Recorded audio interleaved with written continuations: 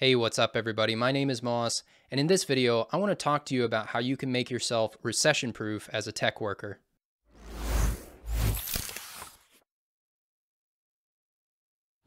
To give you a little background about myself, I'm a site reliability engineer, and I've been in the tech industry for about 10 years. If the bombardment of social media posts, news articles, LinkedIn posts, news videos hasn't clued you in on what's been happening in the tech industry, let me kind of summarize it. Over the last year and this year, we've seen some highly publicized layoffs from big companies like Amazon and Meta and Google and Netflix, etc. And at the same time, we've seen a pretty large reduction in the number of job postings for tech roles, especially tech roles that are remote, because there's now kind of a large trend going on for return to office. And because of this current environment that we're in, and what I believe is going to be an environment that we will be in for the foreseeable future, I decided that I wanted to post this video and try and provide some tips on how you can make yourself recession proof and keep yourself competitive in the tech job market. I was a little hesitant making this video because obviously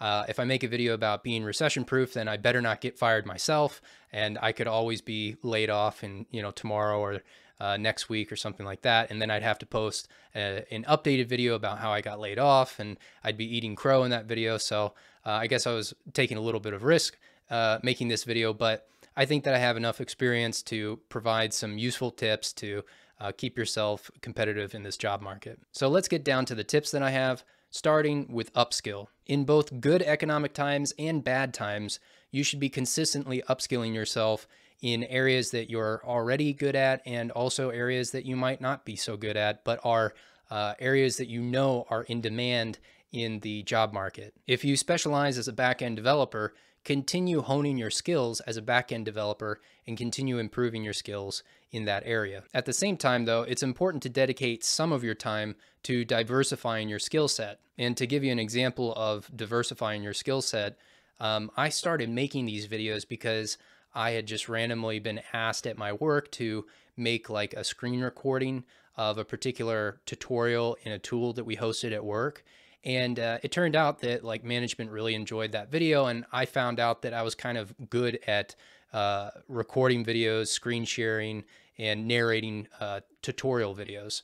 And it led me to making videos like this. And I gained a few extra skills by pursuing like technical video tutorials. So I learned how to properly do video editing, for instance, and in general, video production. I learned a lot more about video production. And so it's helped me in multiple ways, I think. I've been provided with other opportunities within this area, like sponsorships or collaborations and stuff like that.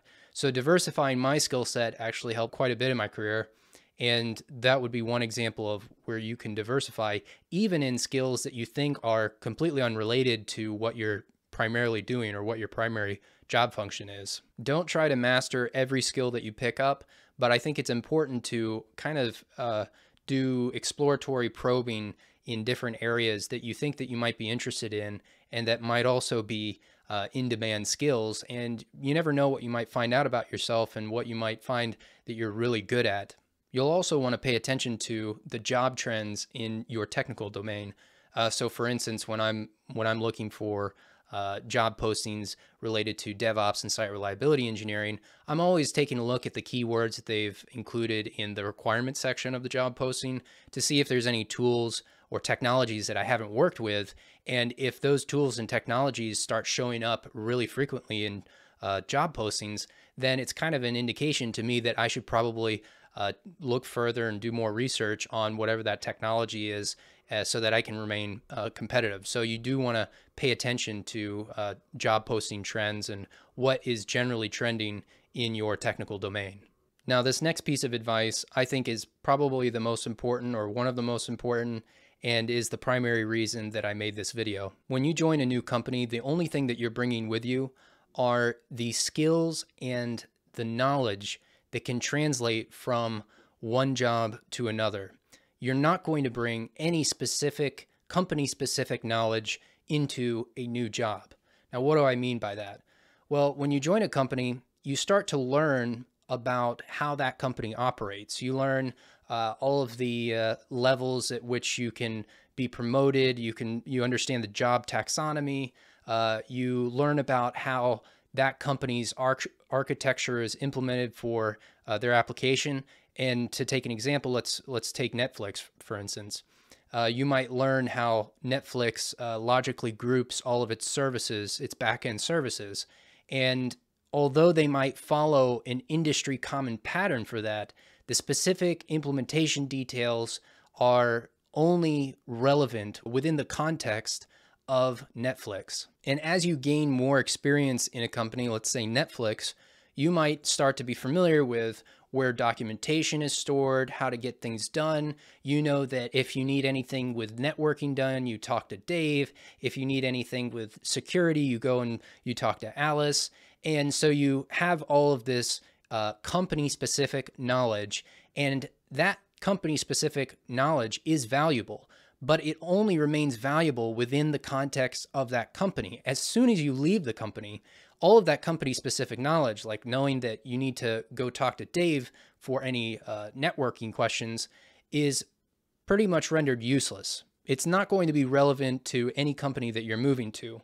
Now, you can abstract away certain concepts that might be relevant across companies, like maybe you get interesting perspective across multiple companies. You've seen how things have been implemented across 3 or 4 companies. When you abstract away those implementation details, you can find patterns that, yes, that's knowledge that you can bring and it will translate to a new company. And you have perspective coming into a new company and saying, hey, well, I've seen it done this way. Maybe we can also follow that pattern.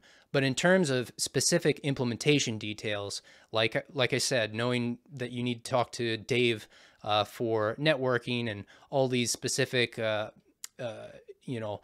specific implementation details about what service does this inside of Netflix, that is knowledge that is just not going to be relevant in any new companies. Now, you might be thinking, okay, well, what's the problem with having company-specific knowledge?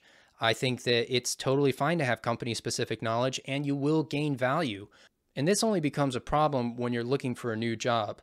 And I've seen this in the past where people will become complacent at their current job. And this has happened to me as well, where my skills and my knowledge that was specific to the company grew.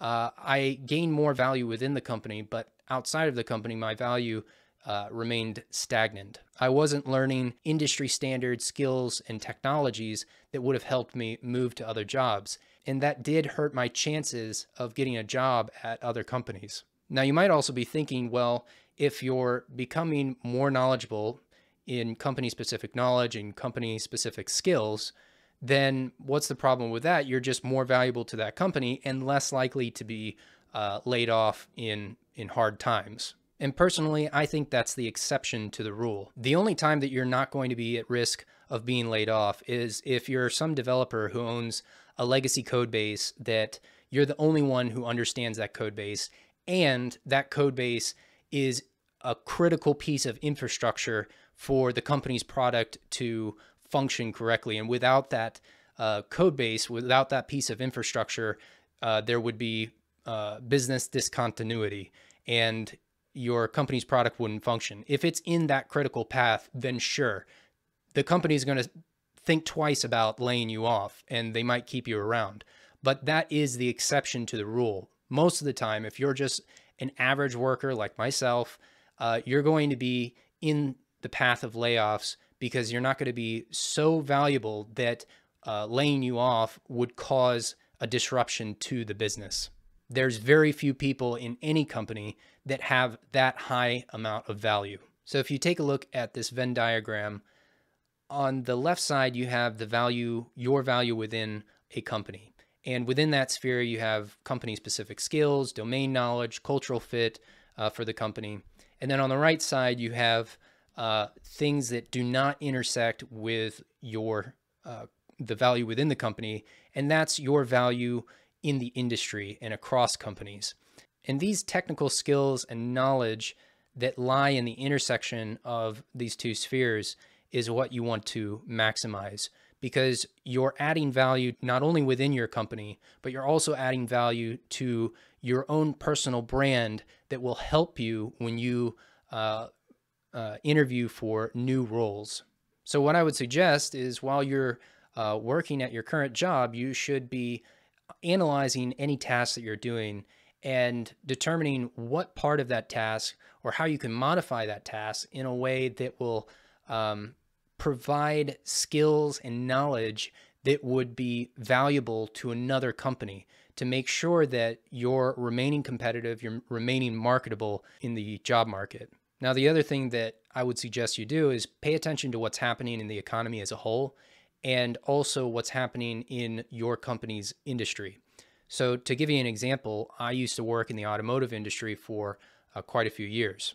If you look at what's happening currently in the automotive industry, there's quite a few red flags that even for tech workers in the automotive industry, I would be worried about if I was working in automotive. Right now it's September 2023 and there's UAW strikes going on. There's a low supply of vehicles. At the same time, you have pressure on demand because of sky-high interest rates on new and used vehicles, and that's putting pressure on pricing of new vehicles and used vehicles. Not only with the high interest rates, but banks are becoming stricter with their lending practices, so it's becoming a little bit more difficult to get loans for automotive loans. So if I were a tech worker in the automotive industry, I would probably be dusting off my resume and just making sure that I was still competitive in the job market, because personally, I look at the automotive industry and I see some rough roads ahead, so to speak. And I think this applies not only to the automotive industry, but whatever industry you're in, make sure that you're just reading the news, what's the latest that's happening in your industry, and what's happening in the economy as a whole, because it does have a direct impact on your job. The next thing that I would suggest is to network as much as you can with other professionals like yourself and even professionals in different roles within tech, so that if you do fall on hard times, that you can potentially reach out to that network and maybe get a referral, and it might shorten the timeline to your next job. Personally, I haven't leaned too heavily on networking in my own career, but it is still an important aspect of the job search. And if you have a network of connections that could possibly get you a job, that's something that will help you out a lot. Now, the last thing that I would suggest is that you maintain an emergency fund in the event that you fall on hard times. And this emergency fund should be able to tide you between jobs so that you're not in a situation that you unexpectedly get laid off and then you have to, in order to continue living, you have to make like major life changes. You have to sell your car or something like that, right? You don't want to be in a pinch like that, because one, when you're looking for jobs, obviously you're feeling desperate, and it will just make the job search that much more stressful and that much more difficult. So having an emergency fund saved up is so important. Just in general, in life, you have to have an emergency fund. So I would suggest having an emergency fund. And then secondly, something that is really nice is diversifying your income. And one way that I've diversified my income in the past is I've been doing videos like this on YouTube. I've done collaborations in the past, and that's kind of helped me out. And you can find ways of bringing in small amounts of side income that can help you build an emergency fund and help pay for small expenses as well and small bills. Maybe you have like a small side business reselling on eBay, or maybe you do some freelancing work in the same in the same area of expertise that you work in at your job. Certain things like that can help bring in additional income and are things that you could probably lean more heavily on if you were to be laid off. So diversifying your income in that way is helpful. You don't have to like go all out and spend all of your waking hours working, but it's something nice to find something that you can work on in your free time that might produce a little bit of extra income. That's pretty much all I have for this video. I hope you enjoyed it, and I hope that you found the tips that I've provided in the video helpful. If you did, please consider throwing a like on the video and subscribing to the channel for more videos like this. Thanks for watching.